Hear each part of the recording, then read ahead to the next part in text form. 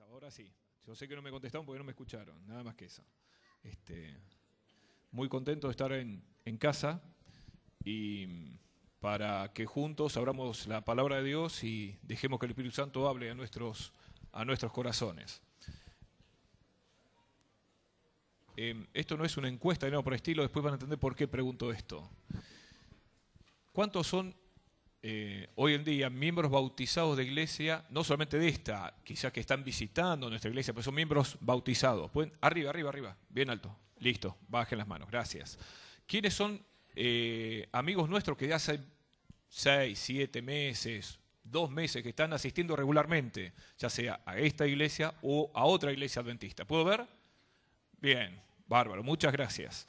Y visitas que hace hoy por primera vez, hace un par de 2, 3 sábados que han venido. ¿Puedo ver las manos? No vamos a decir nada. Bien, gracias. Muchas gracias por venir. Ahora le pregunto al primer grupo, el mayoritario.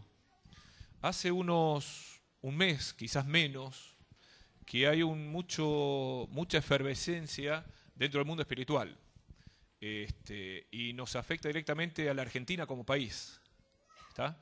No estamos hablando que se lesionó Messi ni nada por el estilo. No es un tema quizá para algunos trascendente, sino porque por primera vez en la historia de la Iglesia Católica, creo que no es novedad, se ha elegido un papa latinoamericano. ¿Está? Y claro, y encima es argentino, así que a nosotros nos conmocionó mucho. O a muchos los conmocionó. La pregunta es la siguiente, y creo que todos lo sabemos, así que no vamos a profundizar en eso. De los que levantamos primero la mano, los miembros regulares de iglesia, ¿cuántos a partir de ese nombramiento les han preguntado en el trabajo, en los amigos, che, ¿qué opinás vos de esto del Papa argentino? ¿A quiénes? Levanten la mano. Bueno, lamento decirles, parece que quizá si no les preguntaron nada, capaz que no estamos contando mucho o no saben mucho qué somos o qué hacemos. A mí me han matado a preguntas para ver qué pensaba yo. Pero bueno, es más, a veces preguntas muy comprometedoras, pero muy interesantes, porque hay toda una efervescencia. Ustedes saben que las iglesias católicas en Semana Santa, que normalmente en las misas, otrora, antes eran muy multitudinarias, explotaron este año. Habían colas para los confesionarios. ¿Está? Así que hay un movimiento muy importante. Y el asunto de nosotros, como el pueblo de la profecía, nosotros como Iglesia Adventista del Séptimo Día, ¿nos tienen que llamar la atención esas cosas? Claro que sí. Y no es lo único. Nos tienen que llamar la atención los cientos y cientos de milímetros de lluvia que de una hora para otra ciudades enteras quedan bajo agua. No son casualidades. El Señor nos está dando señales continuamente del tiempo que estamos viviendo.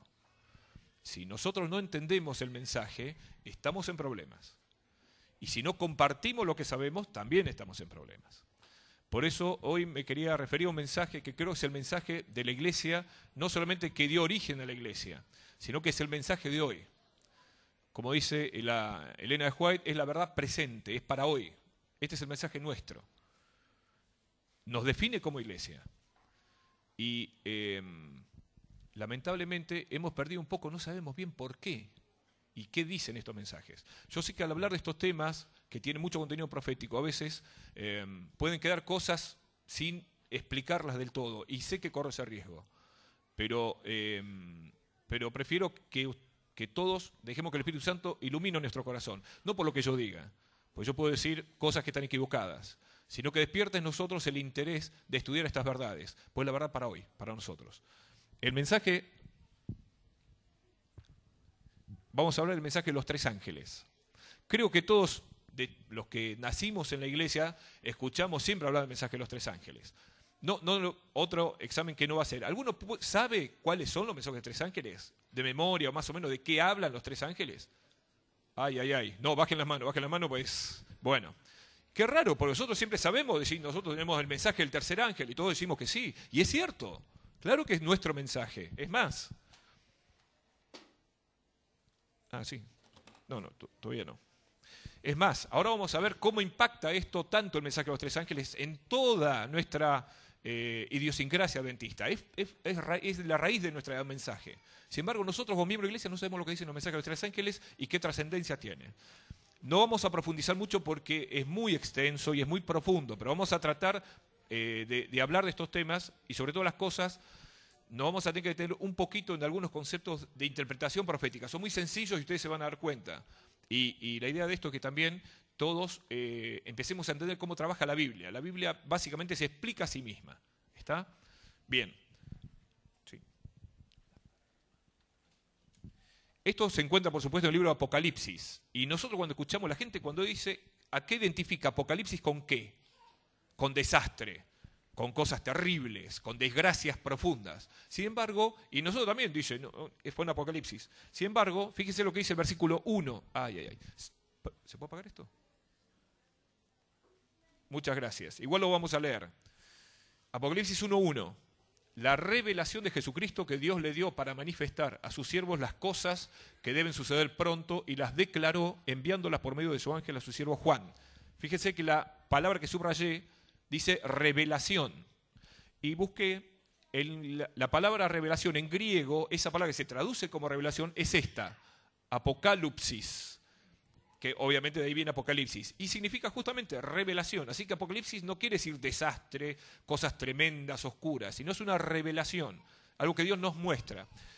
Fíjense también, podemos preguntarte, ¿revelación de qué? ¿Qué cosa nos revela Apocalipsis? Vamos a ver 3 versículos, 3 versiones del mismo versículo, que es ese, Apocalipsis 1:1. Fíjense que hay una versión del obispo Juneman que dice Apocalipsis de Jesucristo que Dios le dio para manifestar a sus siervos lo que ha de acontecer en breve y significó enviando por su ángel a su siervo Juan. Qué raro que use esa palabra, significó. La otra versión, que la versión moderna dice revelación, fíjense que tanto se usa revelación como Apocalipsis, porque es lo mismo, revelación de Jesucristo que Dios le dio para manifestar a sus siervos las cosas que deben suceder pronto. Y él envió y las otra vez significó por medio de su ángel a su siervo Juan. Y la última, que es el mismo versículo, que es la Valera 2000, la revelación de Jesús, el Cristo que Dios le dio para manifestar a sus siervos las cosas que conviene que sean hechas presto, y envió y las indicó por señales por su ángel a Juan su siervo. Algunos conceptos de esto. Primero, hay cosas que hay cierta urgencia en el mensaje de Apocalipsis. ¿Está? Por eso tanto la primera como la segunda versión dice que este mensaje Dios le dio al ángel, por medio del ángel a Juan, porque cosas que van a suceder pronto, pero se las significó o se las dio por señales. ¿Qué quiere decir? Apocalipsis tiene un significado, es un alto contenido simbólico, está expresado en símbolos. Casi todo el libro de Apocalipsis tiene contenido simbólico, no todo, pero la mayoría del libro de Apocalipsis es simbólico. Y eso tenemos que arrancar sabiendo eso. Por eso los mensajes de Apocalipsis hay que entenderlo en base a la simbología que la misma Biblia explica. Y algunas cosas de esas nos vamos a detener, muy poquito. ¿Está? Fíjense lo que yo decía hoy. ¿Dónde? Seguí nomás. Mensaje de los 3 ángeles. Los 3 ángeles están metidos por toda la iconografía nuestra. Logos adventistas están todos, tienen que ver con los 3 ángeles. Hasta el logo famoso JA, que creo no hace falta ni redondearlo, pues se sabe, son los 3 ángeles. Este es el logo oficial de la Iglesia Adventista. No nos vamos a meter ni vamos a leer, pero las 3 llamas de la derecha representan el mensaje de los 3 ángeles de Apocalipsis 14. O sea que Apocalipsis 14 y el mensaje de los 3 ángeles están metidos por todos lados. Vamos a empezar entonces con estas salvedades, con el primer mensaje. Y ahora sí los invito a abrir la Biblia. Si bien lo vamos a leer, quiero que ustedes lo miren. Porque hay cosas que vamos a tener que retroceder, pero no vamos a poner de vuelta los versículos para no hacerlo tan extenso. Bien, mensaje del primer ángel. Apocalipsis 14, 6 y 7. Y vi volar por en medio del cielo a otro ángel que tenía el evangelio eterno para predicarlo a los moradores de la tierra, a toda nación, tribu, lengua y pueblo, diciendo a gran voz: temed a Dios y dadle gloria, porque la hora de su juicio ha llegado, y adorad a aquel que hizo el cielo y la tierra, el mar y las fuentes de las aguas. Este es el mensaje del primer ángel. Quizá para los que recuerden es el que más nos quedó. El mensaje del primer ángel. ¿Qué dice el mensaje del primer ángel? Algunas cosas ya están... Primero dice que habla otro ángel. ¿Por qué otro? Bueno, pues en los capítulos anteriores, Apocalipsis 7, hay otros ángeles que dan su mensaje. Sin embargo, aquí habla de 3 en especial. ¿Está? Y este ángel no es un ángel común, no es un ángel común, sino que tenía el Evangelio eterno. Y el mensaje que abarca, qué superficie abarca o a dónde va dirigido, a todo el mundo. Tiene un alcance mundial. El mensaje del primer ángel tiene un alcance mundial. ¿Está? ¿Y cuál es el mensaje, este gran mensaje? Teman a Dios.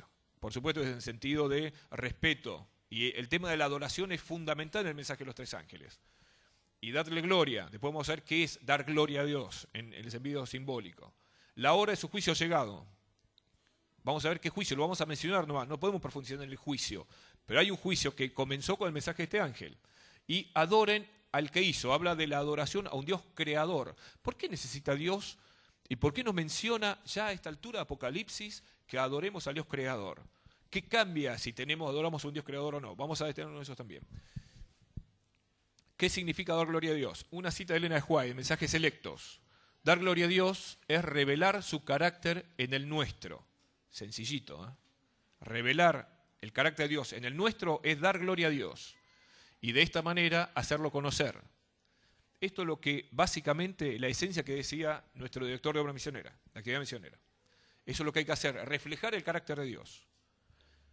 Sí, pero no vamos a tener estudios bíblicos. No, todo lo contrario. Cuando reflejemos a Cristo, pero no vamos a tener forma de solucionar todos los estudios bíblicos que tengamos. ¿Está? Y glorificamos a Dios en cualquier forma que hagamos conocer al Padre y al Hijo. Y a veces no hace falta abrir la Biblia con eso. Porque si nosotros reflejamos el carácter de Cristo, estamos hablando y abriendo la Biblia por nosotros mismos. ¿Está? Eso es dar gloria a Dios. La hora de su juicio ha llegado, la otra parte del mensaje. En Daniel 8:14 habla de un juicio que va a venir. Y habla de un tiempo, y habla de la conocida profecía de los 2300 días. Es una referencia clara a eso. No nos vamos a detener en esa profecía. Sí, la profecía de Daniel 8:14, a su vez, para entender esto, tenemos que estudiar Levítico 16, que habla de el día, ¿cómo se llamaba? Ahí está, el día de la expiación, una fiesta especial que por única vez en el año, un solo día, el sumo sacerdote ejercía esa fiesta. ¿Está? Y conocer lo que simboliza, que básicamente contiene el juicio. Ese día se limpiaba, se purificaba el tabernáculo. ¿De qué se purificaba? De pecado. Porque ustedes se acuerdan que cuando un israelita pecaba, la forma tradicional, hay varias, pero la forma tradicional es sacrificar un cordero, que él mismo mataba, ¿se acuerdan? Y que con la sangre el sacerdote oficiante entraba en la primera parte y dejaba marcas en los altares. Con los pulgares dejaba marcas de sangre. Este día, con toda una ceremonia que no vamos a mencionar, el sumo sacerdote hacía una limpieza, borraba los pecados, el registro de los pecados que estaba en el tabernáculo. ¿Está? Eso, por supuesto, es una figura de lo que está pasando en el cielo. Y nosotros sabemos que el juicio comenzó. Y si estudiamos la profecía de los 2300 días, sabemos en qué momento comenzó. ¿Cuándo comenzó el juicio? Investigador, 1844. Más precisamente, 22 de octubre. Bien. Pero ¿cómo saben tanto? Hay que estudiar la profecía de los 2300 días. ¿Está? Es la única forma de entender esto. Bien. Seguimos. Porque la hora de su juicio ha llegado, dice. La pregunta que yo me hice es, ¿quién es el encargado de llevar adelante el juicio? Si hay un juicio, ¿quién representa al sumo sacerdote, que era el tabernáculo? Fíjense, en San Juan 5, fíjense lo que habla. Son palabras de Jesús. Porque el Padre a nadie juzga. Eso ya es sorprendente. Nosotros creemos que Dios Padre es el que dirige todo. Y la iconografía cristiana, el Padre se agarra los rayos y tira a los malos y los destruye, qué sé yo. Bueno, fíjense lo que dice Jesús. El Padre a nadie juzga, sino que todo el juicio dio al Hijo, o sea, al mismo. Jesús es el que tiene el poder del juicio. ¿Para qué? Para que todos honren al Hijo como honran al Padre. El que no honra al Hijo, no honra al Padre que le envió. Versículo 26. Porque como el Padre tiene vida en sí mismo, así también ha dado al Hijo el tener vida en sí mismo. Y también dio autoridad de hacer juicio por cuanto es el Hijo del Hombre. Versículo 30. No puedo yo hacer nada por mí mismo, sigue hablando Jesús. Según oigo, así juzgo. Y mi juicio es justo, porque no busco mi voluntad, sino la voluntad del que me envió, la del Padre. ¿Quién es el que ejerce el juicio? ¿Es Dios Padre? No, es Jesús. Entonces, ¿a quién representa el sumo sacerdote en el día de la expiación? A Cristo. Ya no es el Cristo salvador y sufriente que vino a dar la vida por nosotros. Está en otra parte, en otra fase del plan de salvación, que es él hace en ese momento de juez. En este momento, a partir de 1844, Cristo es nuestro juez. Está llevando a cabo un juicio, pero también es nuestro abogado. ¿Qué es una contradicción? No, y no vamos a entrar en esto. ¿Está? Bien, seguimos. Esto todo tiene que ver, mensaje del primer ángel. Termina el mensaje del ángel diciendo adorad a aquel que hizo. Habla de un Dios creador. Entonces, ¿qué pasa si nosotros eliminamos a un Dios creador? ¿Qué nos cambia a nosotros si creemos o no creemos en la creación? Algunas cosas nomás, ¿eh? Cambia nuestro concepto del pecado, de la salvación y del Salvador. Si nosotros provenimos de una evolución de seres menos dotados y más simples a cada vez más complejos y llegamos a ser lo que somos nosotros, ¿en qué momento uno puede decir, ahora vos te empezás a pecar? Antes no. Si antes vos para conquistar a tu señora le das un garrotazo en la cabeza. Algunos usan esa costumbre todavía y bueno, inclusive con éxito, que es lo más triste, pero ese es otro tema. Pero claro, disputar un terreno era muerte. Dicen los que creen en la evolución, que es eso. Si yo creo en la evolución, no puedo, el concepto de pecado no entra a ningún lado. ¿Está? Como tampoco el concepto de salvación. ¿Para qué necesito salvación si no hay pecado? ¿Qué más cambia si yo no acepto a un Dios creador? La moral deja de ser el resumen de la esencia de los 10 mandamientos, que es el carácter de Dios. Esa es la moral del cristiano, es esa. Los 10 mandamientos nos pinta cómo nos relacionamos con Dios y con el hombre. Y nos dan las leyes morales. Si yo vengo de la evolución, ¿qué pasa? La moral es simplemente acordarse, es robarle al prójimo, ¿está bueno o no? ¿Y quién dice que sí? Sí, bueno, listo, no se roba más. Es un acuerdo social, y eso es lo que estamos viendo ahora. ¿Qué dice Pablo? Que llaman a lo malo bueno y lo bueno malo. Estamos trastocando todo. Y cosas que cuando yo era chico se miraba con espanto, hoy se lo asume tranquilamente. La sociedad está aceptando y está tolerando cosas que antes no, porque la moral no es la misma. ¿Está? Por eso también se justifican las matanzas, las discriminaciones. También son aceptaciones de morales. ¿Por qué? ¿Por qué se aceptan las discriminaciones? ¿Por qué miles y millones de turcos, judíos y tantos pueblos que han sido perseguidos y siguen siendo perseguidos? ¿Qué pasa? ¿Por qué nadie dice, qué bárbaro, pobre gente? ¿Por qué? Porque en la moral de la alta sociedad dice que el más favorecido por la evolución tiene que sobrevivir. Y el menos favorecido, y bueno, flaco, ¿qué va a hacer? ¿Está? Es un concepto evolutivo, pero muy profundo. ¿Qué más? El origen y el destino del hombre son el azar. Ese es el origen del hombre para la evolución. Tanto el origen, que es azaroso, que llegó por casualidad, el final del hombre también es azaroso. Muere, desaparece y chao. Nosotros que creemos en un Dios creador sabemos que de dónde venimos y a dónde vamos. ¿Está? Y eso cambia cómo encaramos la vida. ¿Qué más? Por supuesto, el sábado cambia la esencia. El sábado es un recordatorio de la creación.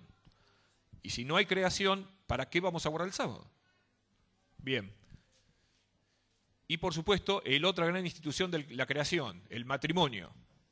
Y no vamos a hablar de lo que está pasando hoy día en el matrimonio.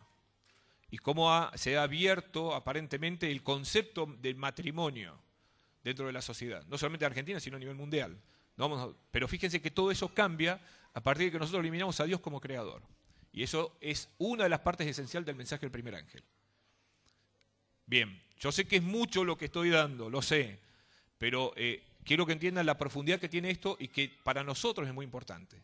Seguimos con el segundo ángel, que es más cortito, pero no menos profundo. En un versículo solo, Apocalipsis 14:8, otro ángel le siguió diciendo, ha caído Babilonia, la gran ciudad, porque ha hecho beber a todas las naciones del vino del furor de su fornicación. El mensaje entonces habla de una caída de una ciudad.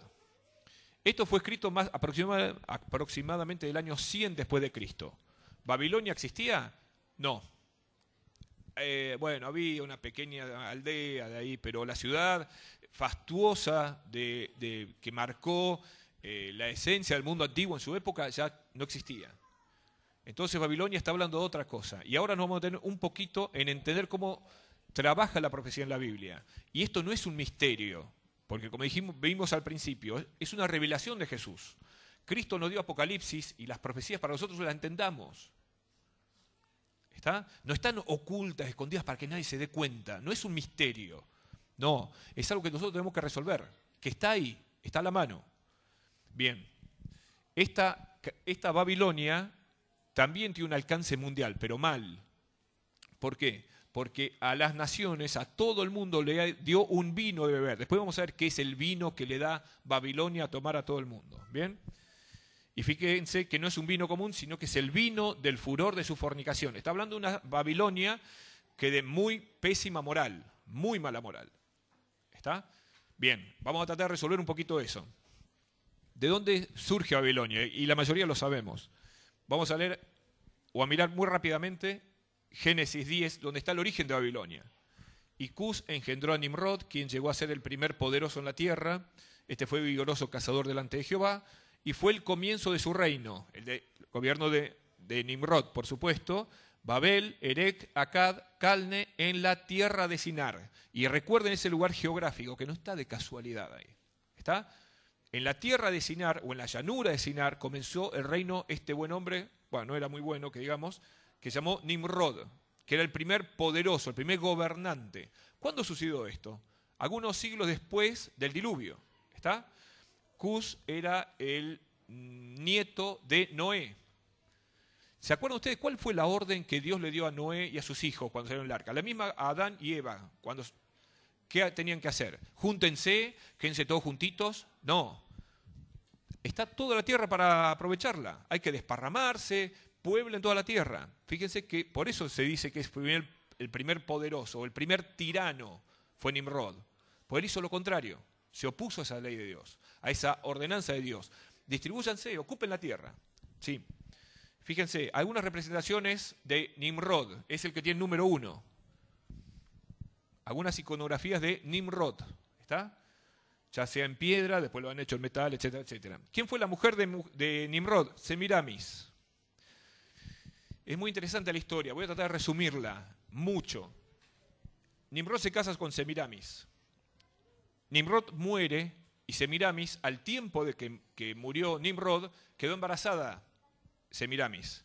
Entonces todos, que ella a sí misma se hacía llamar la reina del cielo, entre paréntesis. Entonces todos dijeron, pero si Nimrod murió, ¿cómo puede ser? Entonces él dijo, no, que un dios la había embarazado. Dijo ella, y a quien tuvo el número 3, que es Tamuz.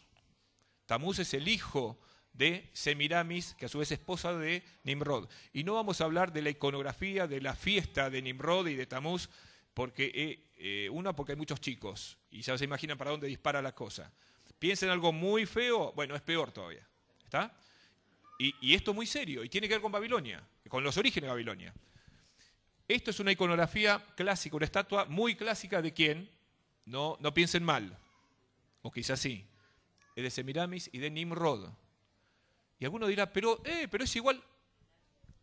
Estudien donde vienen las iconografías de los cultos cristianos.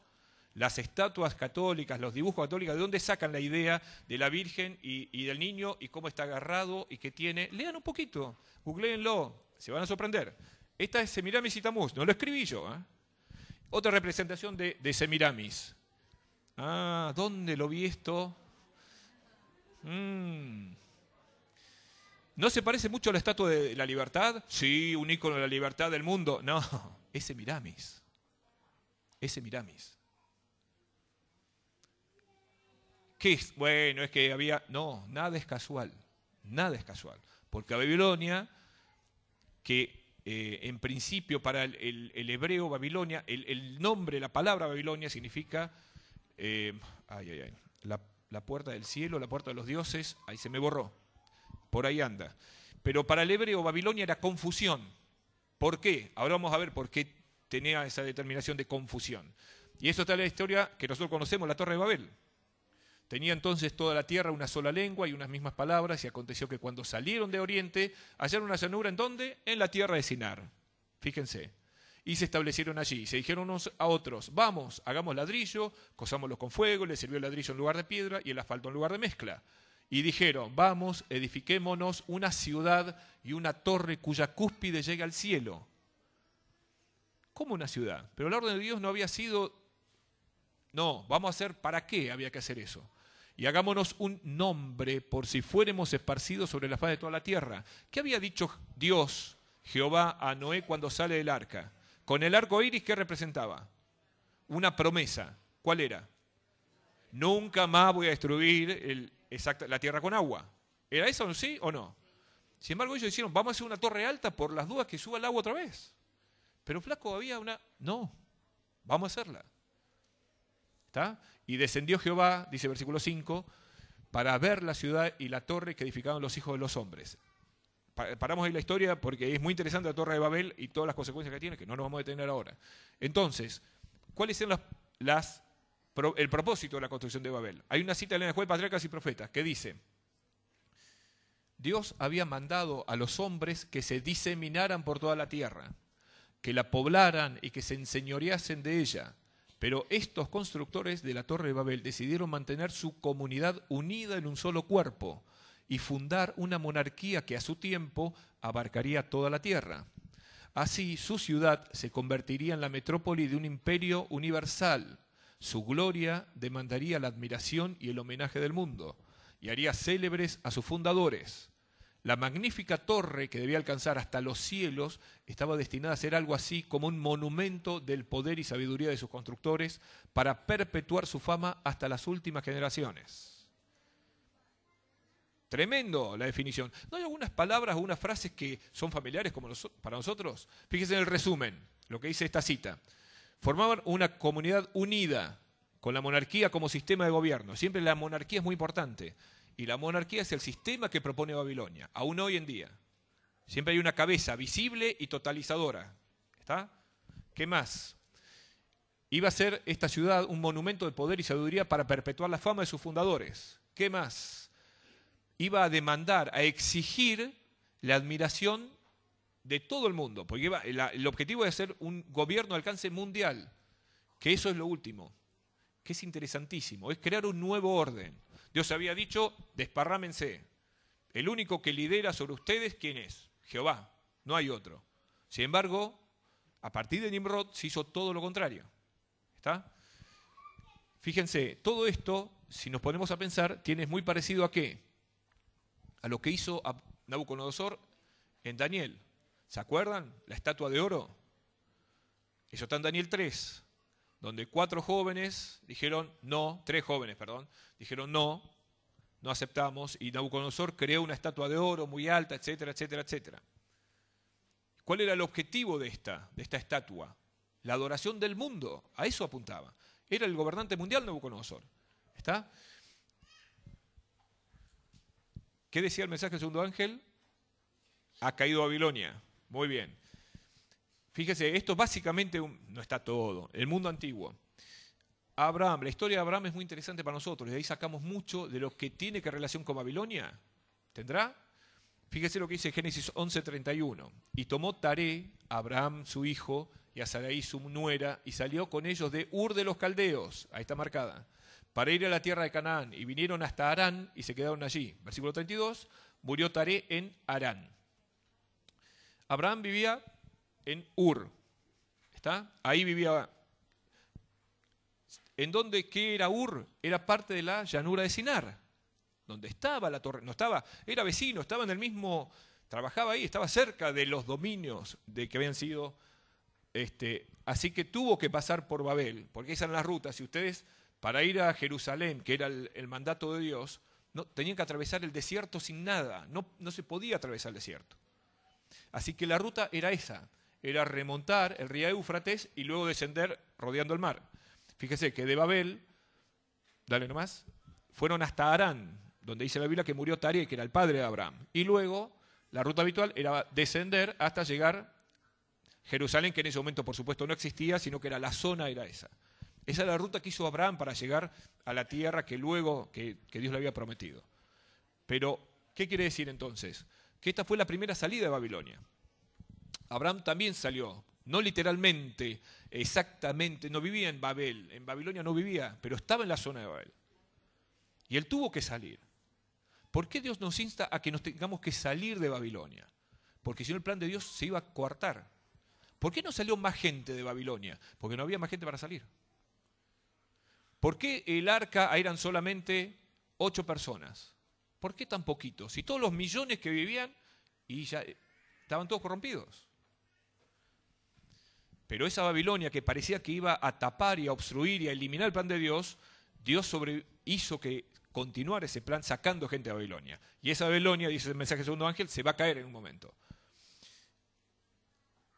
Otra forma de entender, porque vamos a ver, en Apocalipsis 17 también habla de Babilonia.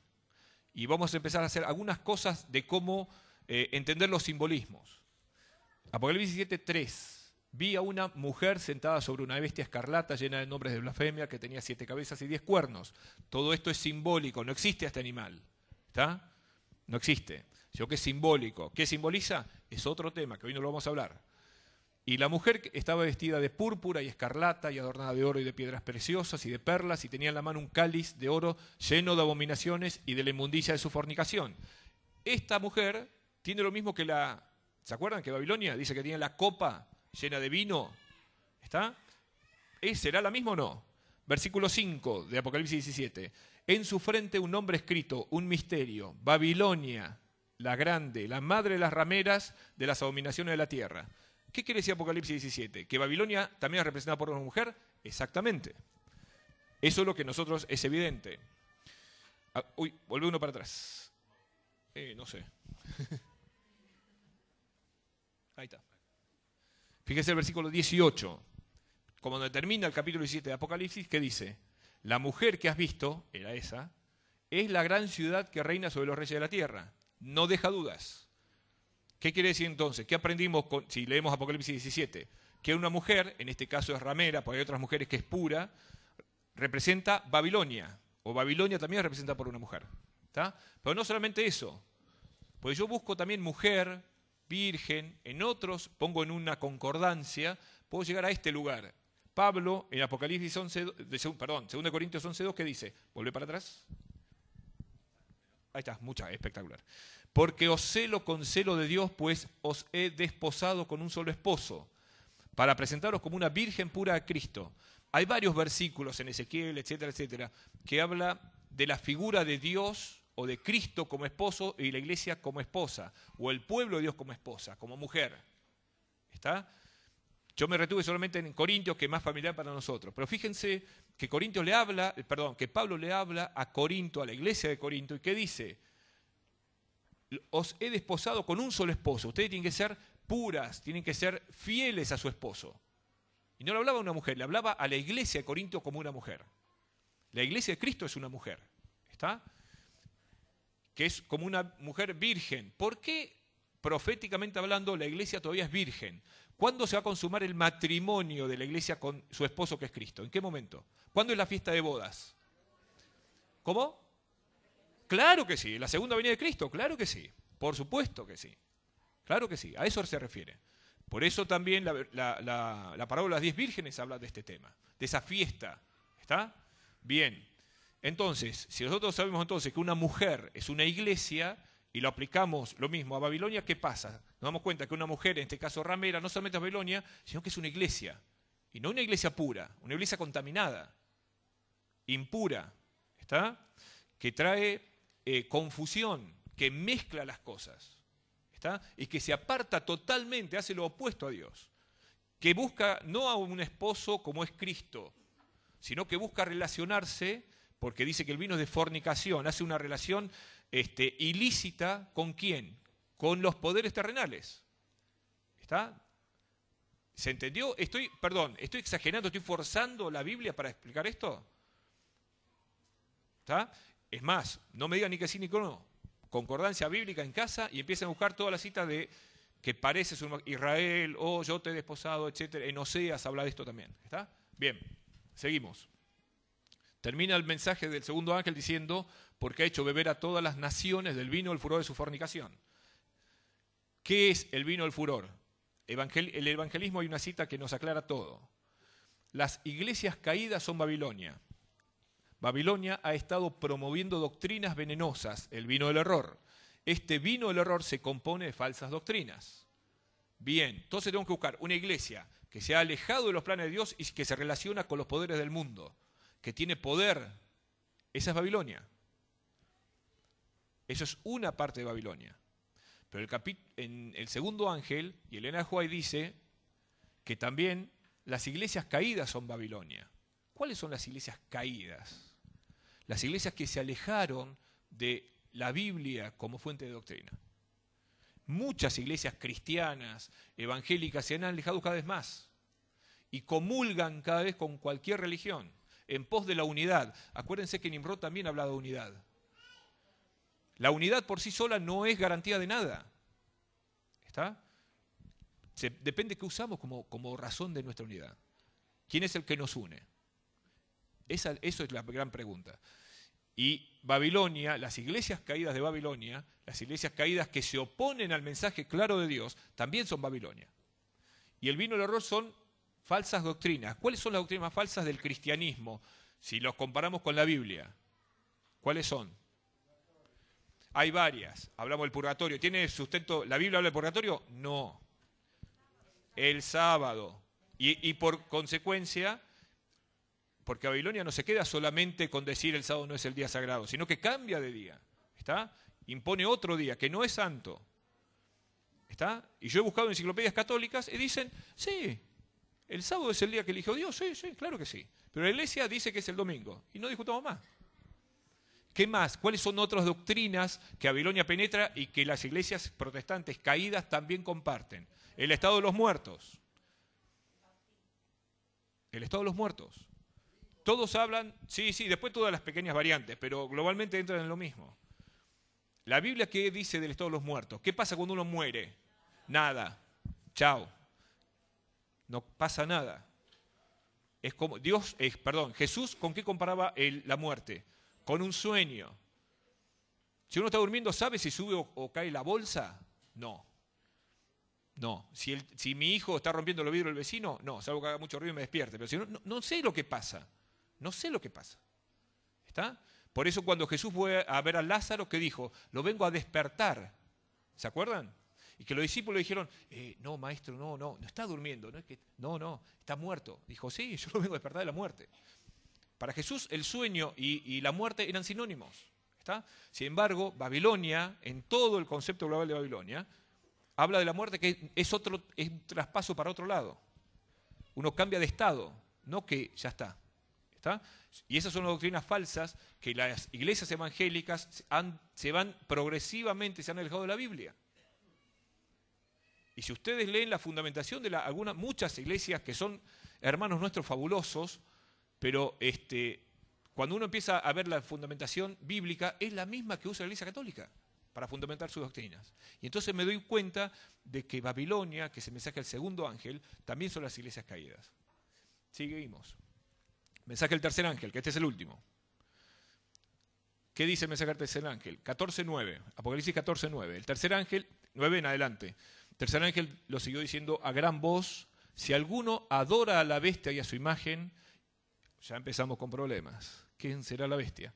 Si adora a la bestia y a su imagen y recibe la marca en su frente o en su mano, él también beberá del vino de la ira de Dios, que ha sido vaciado puro en el cáliz de su ira, y será atormentado con fuego y azufre delante de los santos ángeles y del Cordero. Y el humo de su tormento sube por los siglos de los siglos, y no tienen reposo de día ni de noche los que adoran a la bestia y a su imagen, ni nadie que reciba la marca de su nombre. Aquí está la paciencia de los santos, los que guardan los mandamientos de Dios y la fe de Jesús. Uy, uy, uy. Me está hablando de este mensaje que, una advertencia. Habla de que nosotros tenemos que estar advertidos que podemos recibir una marca. ¿De quién? De la bestia. Vamos a ver un poquito qué es la bestia. Y también habla del que el que recibe la marca de la bestia, va a vivir en un infierno. Y lo vimos. Va a ser atormentado por los siglos de los siglos y el humo se va a ver desde lejos, etcétera, etcétera. ¿Dice eso o no? Sí, claro que sí. No duden, estoy diciendo, verifíquenlo en la Biblia. ¿Está? ¿Qué pasa ahora? ¿Quién es la bestia? Vamos a ver algunos datos de la bestia. Cuando nosotros nos encontramos con algo que queremos saber en la Biblia, debemos usar los contextos inmediatos. A ver si en el mismo capítulo, en los capítulos anteriores, en los posteriores, el mismo autor habla algo, me tira alguna línea para resolver. Eso se llama el contexto. Y en este caso el contexto más inmediato, el más cercano. Yo leo, sigo sin entender, busco la misma palabra, en este caso bestia, pongo en el buscador, no en el Google, en la concordancia, y busco todos los lugares donde aparece esta palabra en la Biblia. ¿Está? Vamos a ver, ¿qué es una bestia? Capítulo 13. Ya dejamos un cachito al capítulo 14 y nos volcamos en el 13. El 13 está lleno, un montón de imágenes y de simbolismos, que no vamos a tener uno o dos nomás. ¿Qué dice el 13.1? Me paré sobre la arena del mar, eso es una visión que ve Juan, y vi subir del mar una bestia que tenía 7 cabezas y 10 cuernos. Y en sus cuernos 10 diademas y sobre sus cabezas un nombre blasfemo. Y la bestia que vi era semejante a un leopardo, y sus pies como de oso, y su boca como boca de león. ¿Por qué tantos animales? Ya vamos a ver. Y el dragón, otro personaje más, que no vamos a hablar de eso tampoco, le dio su poder y su trono y grande autoridad. Obviamente ya con esto nos damos cuenta de que no está hablando de leones reales, ni de bestias reales, ni de dragones reales. Están simbolizando algo, ¿está? Y vi sentada, dice el versículo 3, vi una de sus cabezas como herida de muerte, pero su herida mortal fue sanada y se maravilló toda la tierra, otra vez. Una bestia de alcance que lo que le pasa tiene alcance mundial. Versículo 7 del capítulo 13. Se le permitió hacer guerra contra los santos. Sigue hablando de la bestia. Y vencerlos. También se le dio autoridad sobre toda tribu, pueblo, lengua y nación. Otra vez. Tiene poder mundial. 13.8. Y la adoraron, el tema de la adoración, fundamental en estos mensajes de los ángeles. Todos los moradores de la tierra cuyos nombres no estaban escritos en el libro de la Biblia del Cordero y que fue inmolado desde el principio del mundo. O sea que la adoraron todos los que no estaban anotados. Había un grupo que sí está en el libro de la vida y esos no la adoraron. ¿Qué serán? ¿Los mismos que no recibieron la marca? Ah, muy bien, está razonando bien. Seguimos. Esto es un dibujo de la imagen de Apocalipsis 13, lo que dijimos hoy. Un leopardo que tenía 7 cabezas y 10 cuernos, con patas de oso. ¿Está? Fíjense, cabeza de león. ¿Qué significa la bestia en la profecía? Vamos a buscar algunos versículos, poquitos. Dale nomás. Nos vamos a Daniel 7. ¿Y por qué Daniel? Porque Daniel y Apocalipsis hay que estudiarlos juntos. Se repiten las figuras, se repiten los hechos. Y no vamos a tener solamente en estos detalles, nada más, para que tengan una idea la relación directa que tienen estos dos libros. Porque uno nos enseña a descubrir al otro. ¿Qué dice Daniel 7? Daniel 7.2. Daniel dijo, miraba yo en visión de noche y aquí que los 4 vientos del cielo combatían el gran mar. Y 4 bestias grandes, diferentes la una a la otra, subían de la mar. La primera era como un león. Ajá.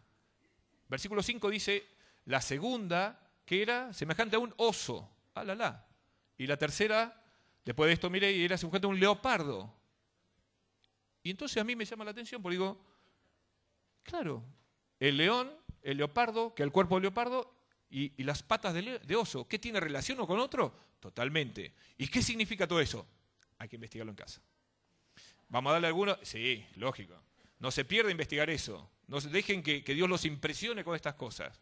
Y no es porque, no es un sentido de horóscopo, que yo te voy a decir lo que viene porque yo la tengo clara. No ese es el sentido. La profecía tiene el sentido básico de que Dios maneja la historia.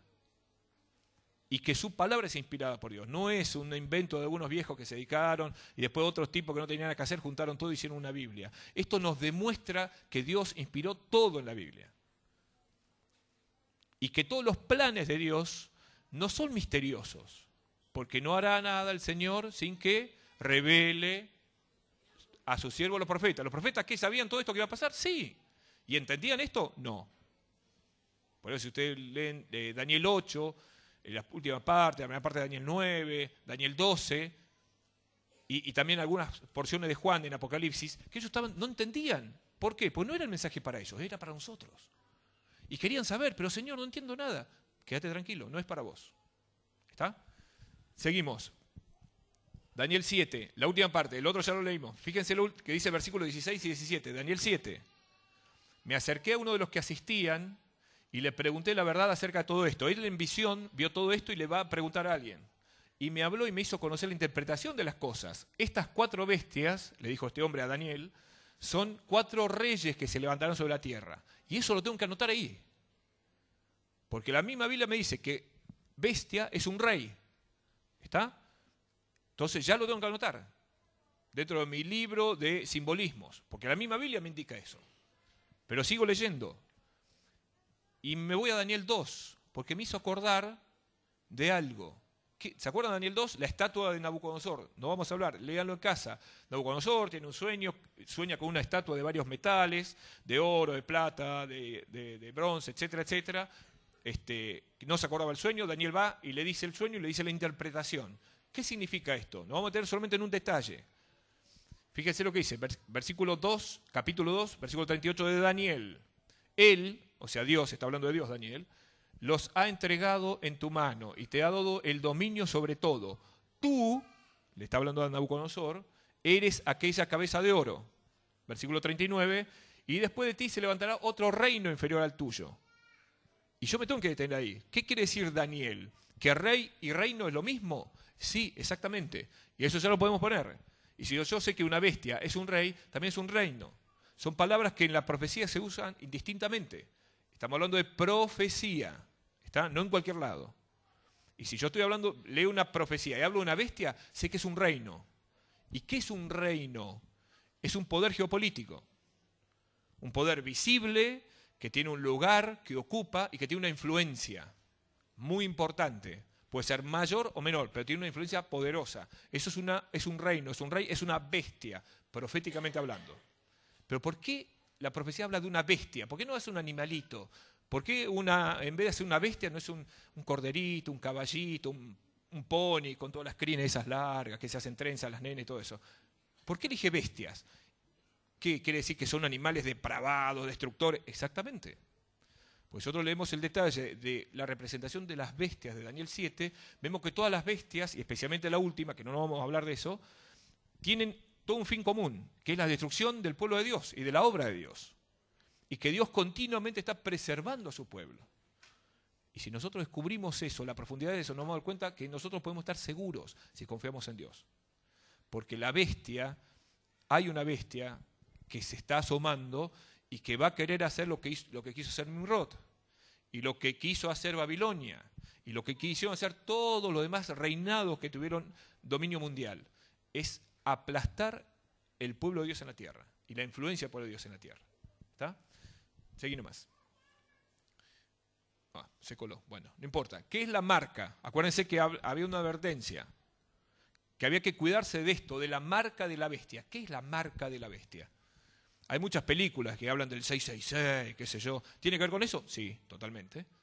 Pero es así, que viene volando un hombre que está poseído maníacamente, y después se le enciende la frente y tiene los números, o hay otros que tienen un rayito en la cabeza y con anteojitos. Harry Potter. Ah, no. ¿Tendrá que ver?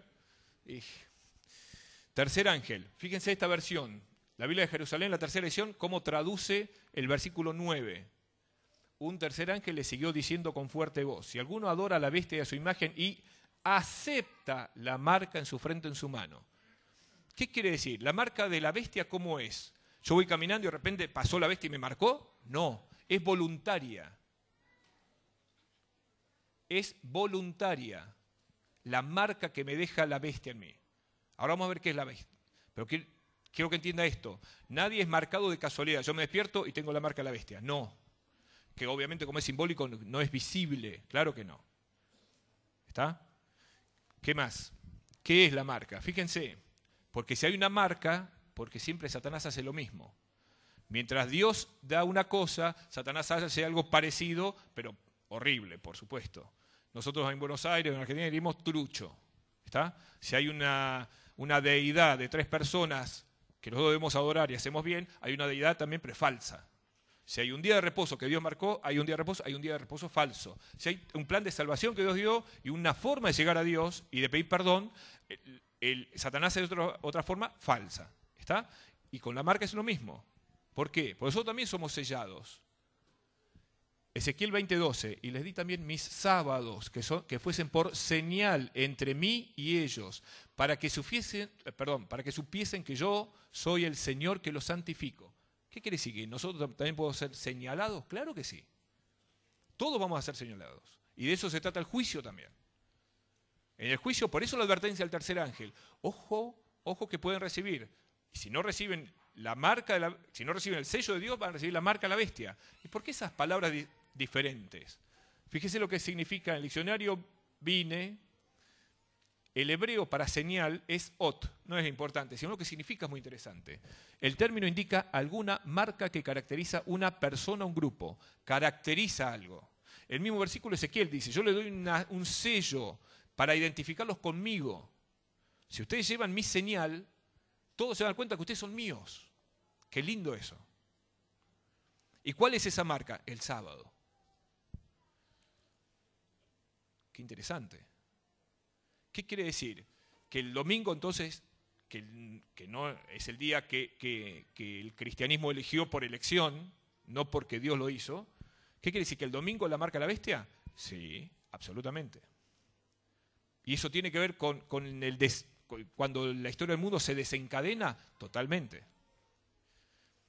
Y tiene que ver también con el zarandeo dentro de la iglesia, de nuestro pueblo, que empieza conmigo, en mi corazón. Y sigue en mi familia, y sigue en mi iglesia. Pero es una advertencia, porque esto tiene un límite de tiempo. Dios es todo amor, es absolutamente amor. Y es absolutamente, en esencia, misericordioso. Pero también es absolutamente justo. Es justo. Alguien me dijo una vez, un gran amigo mío, una frase que yo la entendí cuando sucedió. Me dijo, vos cuando tengas hijos te vas a dar cuenta, en un poquito diferente, cómo trabaja Dios, el amor de Dios. Y yo le dije, sí, tenés razón. ¿Y saben qué? Tiene razón. Yo me di cuenta de un montón de cosas, cómo trabaja Dios con nosotros cuando uno tiene un hijo. Y si yo dejo a mi hija, que está por ahí, hacer todo el tiempo lo que quiera, yo no soy misericordioso. Soy flojo. Y le va a hacer mal, porque un día de eso no se va a dar cuenta y va a estar corriendo por la 9 de julio un viernes a las 5 de la tarde, en el centro, en la avenida 9 de julio. Si hay carriles para allá, si hay carriles para acá, en una autopista. Y yo decir, no, hay que dejarla hacer, por decir, tiene que descubrir el mundo. ¿Por qué yo le digo no y a veces tengo que castigarla para que aprenda el no? Es por su bien. Esa es la marca de Dios. Por eso también es justo Dios. No es todo misericordia. Y es todo amor, claro que es todo amor. Y nosotros tenemos la forma de acercarnos a Dios. Y está siempre dispuesto para recibir y aceptarnos así como somos. Ese también es el mensaje del tercer ángel. ¿Qué más?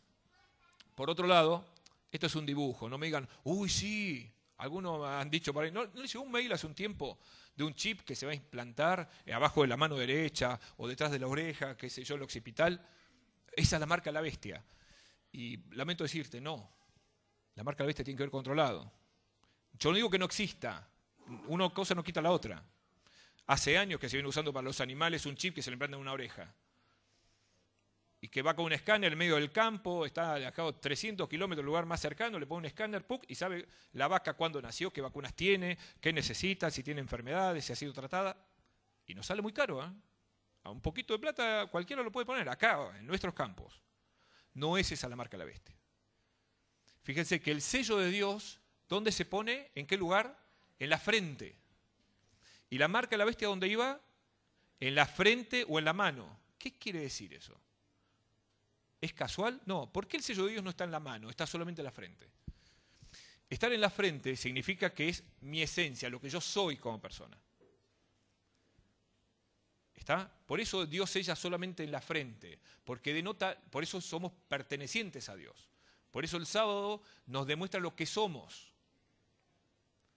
Pero también la marca de la bestia, fíjense cómo cambia el sentido.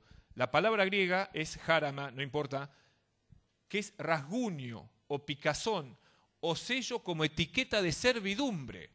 No es lo mismo. La marca de la bestia no tiene el mismo contenido que el sello de Dios. El sello de Dios habla de pertenencia a nuestro Padre amoroso y creador. La marca es decir, vos sos mi siervo. No es lo mismo. Por eso también puedes tener la marca de la bestia en la mano. ¿Por qué? Pues yo puedo estar marcado por lo que hago, por mis obras. Puedo ser portador de la marca de la bestia sin enterarme nunca. Porque algunos van a recibir de primera la marca de la bestia en la frente. Y van a abrir los brazos y digan, pégueme a mí acá, me ponen la marca acá, yo la llevo, sí, yo estoy en contra de Dios. ¿Y qué? Va a ser deliberada la oposición a Dios. Pero hay otros que no, que van a recibir la marca en su mano. Porque su forma de obrar, de actuar, va a demostrar que está recibiendo la marca, aunque no se dé cuenta, aunque piense que está haciendo bien. Por eso la marca de la bestia puede ser dado tanto en la frente como en la mano. Y de eso nos está advirtiendo el tercer ángel. Y es nuestro mensaje. Pero yo qué querés, que salga a la calle y empiece a hablar, ojo que viene la bestia, te revienta y te marca. No. Pero sí puedo hablar de Dios. Y sí puedo hablar del plan de Dios. Y puedo hablar, que yo me olvidé un pequeño detalle no menor. Los mensajes de los tres ángeles, en las traducciones que nosotros leemos en los idiomas modernos, no da lo que los idiomas originales quieren transmitir. No es que va un mensaje, el primer ángel, se termina el mensaje, viene el segundo ángel, da el mensaje, se va el segundo ángel. No, sino que van los tres juntos. Mientras uno se escucha, el otro ya está saliendo atrás. Es una continuidad. Y ahora vamos a ver un pequeño párrafo de Elena White que confirma esto. Siempre los mensajes van juntos. Aunque nuestro mensaje de hoy, la verdad presente para la iglesia hoy, es el tercer ángel. ¿Está? Seguimos adelante y ya empezamos a terminar. Vamos a tener un momentito, capaz que esto es muy doloroso. Y a veces nosotros nos encontramos con dificultades en la Biblia y decís, no, pero esto no puede ser. Y tenemos miedo. Y aquellos que quieren molestarnos nos dicen, che, para ahí en la Biblia habla de matanzas y habla de cosas y qué sé yo. Y esto es una cita clásica. Porque habla de un infierno. Pues dice, y el humo de su tormento sube por los siglos de los siglos y no tiene reposo ni de día ni de noche. Vamos a ver qué quiere decir eso. ¿Por qué Juan escribió todo eso? Judas, el libro anterior, Judas 7, ¿qué dice? Vamos a comparar esos dos versículos, Judas 7 con 2 de Pedro. Así también, Sodoma y Gomorra y las ciudades vecinas son puestas como escarmiento, al sufrir el castigo de un fuego eterno, por haber practicado como aquellos inmoralidad sexual, vicios contra la naturaleza. Habla un fuego eterno. ¿Nuestro concepto de fuego eterno cuál es? Fuego que nunca se apaga. ¿Eso es eterno? Sí, claro que sí. ¿Está? Ahora, ¿qué dice 2 de Pedro 2.6? Además, condenó, está hablando de lo mismo, de la ciudad de Sodoma y Gomorra, y las redujo a cenizas. Fíjese que habla diferente acá. Poniéndolas como escarmiento a los impíos. ¿Qué quiere decir eterno? ¿Por qué hoy, si nosotros viajamos a la zona de Irak, que se supone que estaba Sodoma y Gomorra, o por esa zona, ¿por qué no en el avión no vemos continuamente llamas ardiendo y ardiendo, si son eternos? ¿O alguien sabe dónde está Sodoma y Gomorra? No. ¿Por qué? Pues fueron reducidas a cenizas. ¿Y por qué habla de fuego eterno? Eternos son las consecuencias eternas. ¿Qué quiere decir? Que ya Sodoma y Gomorra tuvieron su juicio. Y nosotros leemos en Génesis la historia de Sodoma y Gomorra y cómo fueron destruidas, no tenían remedio. No había remedio ya. Y si vemos la situación de Noé, pasaba lo mismo. Pasaba lo mismo. ¿Cuántos van a volver en la vida de los antediluvianos? Ninguno. ¿Pero por qué? Porque ya tuvieron su oportunidad. Pero Dios se enojó y los castigó. No, para nada. Jericó, ¿qué pasó con Jericó? ¿Se acuerdan la primera ciudad que conquistó el pueblo de Israel? ¿Se acuerdan que el pueblo rodeando, se cayeron las murallas, que mataron a todos? ¿Cuántos se salvaron? ¿Se salvó alguno? Una familia, una ramera, Rahab, que fue antecesora de Cristo. Es de la familia, del linaje de Jesús. Qué interesante. ¿Y cómo sabía Rahab que había un pueblo que se iba a destruir? ¿De dónde sacó ella? ¿Que era una estudiosa? No, había profetas. Dios había enviado profetas allí, a Jericó. Así como Jonás fue a Nínive y advirtió del juicio de Dios. ¿Está? Sí, eso lo pasamos de largo, porque básicamente, ¿se entendió entonces? Es una figura, el tema del fuego eterno. Las consecuencias son eternas. ¿Va a haber un infierno? Claro que sí, que va a haber un infierno. Donde dice Apocalipsis 21, si no me equivoco, o 19, donde habla de que el fuego de Dios, que fuego y azufre que destruye todo el pecado, raíz y rama. Cuando uno quema un árbol, ¿qué es lo más difícil de quemar? Que no se quema nunca. La raíz. Aparte que está húmeda, hay que esperar que se seque, qué sé yo. ¿Cuál es la raíz del pecado? Satanás. Pero va a terminar, su vida va a terminar. Dios le pone fin también al pecado en todos los ámbitos. Las consecuencias son eternas. Vamos terminando. Mensaje de los tres ángeles, estos son mensajes selectos. Fíjense lo que dice. El primer mensaje y el segundo se dieron en 1843 y 1844. Y ahora estamos bajo la proclamación del tercero. Pero aún ahora hay que seguir proclamando los tres mensajes. Elena White dice que se cumplió el primer mensaje 1843. No nos podemos detener a hablar un poco qué pasó en la historia de nuestros pioneros.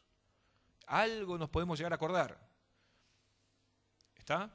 De Guillermo Miller, que predicaba y predicaba y predicaba, que en pocos meses se desparramó ese mensaje, no solamente en Estados Unidos, sino que tuvo un alcance mundial. Nosotros teníamos un sacerdote jesuita chileno que escribió de esto y habló más o menos de estas fechas, Miguel Lacunza, ¿está? Que nuestro Manuel Belgrano mandó imprimir libros de Lacunza, que llamaba La Segunda Venida de Cristo en Gloria y Majestad, que hablaba, entre otras cosas, de estos mensajes de la profecía. Y él decía, hacía una estimación que alrededor del 1840, 1850, iba a suceder algo importante. No entendía bien qué, aparentemente la Segunda Venida. O sea, que tuvo alcance mundial. Eso pasó en Europa, en todos lados. Y en 1844, ¿cuál era el mensaje del segundo ángel? Ha caído Babilonia. Fíjese que el segundo ángel no tiene alcance mundial. Se limita a Estados Unidos. Cuando las iglesias que sustentaban el sistema, evangélicas, protestantes de Estados Unidos, se alejaron del mensaje del primer ángel. No lo aceptaron. No aceptaron la profecía clara y evidente. No la aceptaron. Por eso todos los mileritas fueron echados, fueron expulsados de sus iglesias. Los mileritas no querían hacer una iglesia nueva.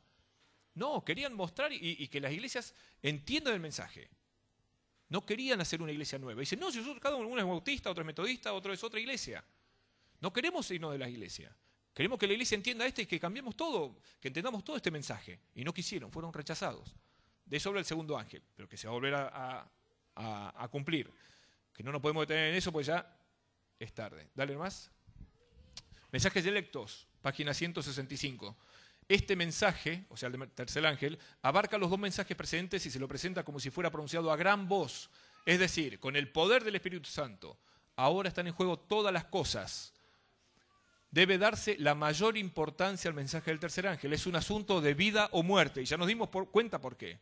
La marca de la bestia o el sello de Dios depende de nuestra vida eterna. La impresión que produzca este mensaje será proporcional con el fervor y la solemnidad con los cuales se ha proclamado. Lo que decía hoy Javier. Depende de lo que hagamos nosotros, lo que vivamos nosotros. ¿Está? Seguí nomás.